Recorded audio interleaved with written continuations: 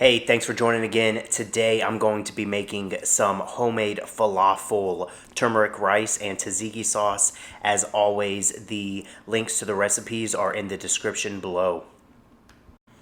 Drain and rinse your chickpeas. You could either put them in a kitchen towel, pat them dry, or just leave them in a strainer in the sink like I did. Dice up your shallot. It doesn't have to be fine because it is going to go into a blender and get blended up with everything. And yes, my cutting skills are not good at all, so feel free to make fun of me. You can either use parsley or cilantro. I find that there's a better taste with cilantro, so I decided to go with cilantro.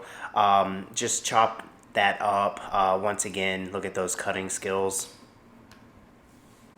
To your food processor, add chickpeas, cilantro, shallots, garlic, chopped nuts. The recipe called for sesame seeds, but I used walnuts, cumin, coriander, salt, and pepper. And you're going to want to process that until it's right before a liquidy kind of consistency. Then you're going to add your flour and get that blended in together. You want it to be somewhat sticky, but not to where it's going to stick to your hands.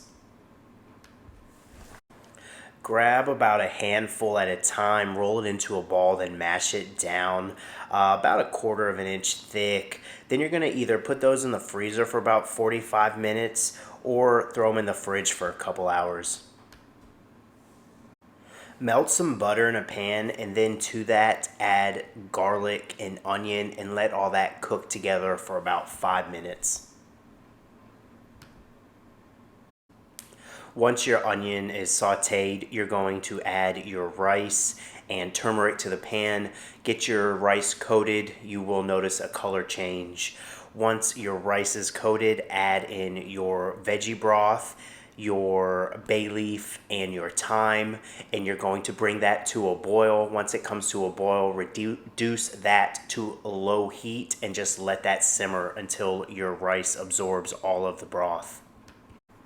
We have our oil heated up in our pan. Into that, we're just going to drop our falafel mixture in there. Just try to keep it spread apart so they don't stick together. I cooked the falafel on medium heat for 4 minutes and then I flipped them over. I cooked them on the opposite side for 4 more minutes and then I took them off. Now, I have thrown them in the air fryer in the past just to get them another little layer of crispiness, but I didn't have time because everyone was hungry. For the tzatziki sauce, throw in some hummus, some salt, some dill, some lemon juice, and garlic and whisk that together. So here's the finished product. Now, let me tell you, my girls are always big eaters, but this recipe they absolutely devoured. There was zero leftovers.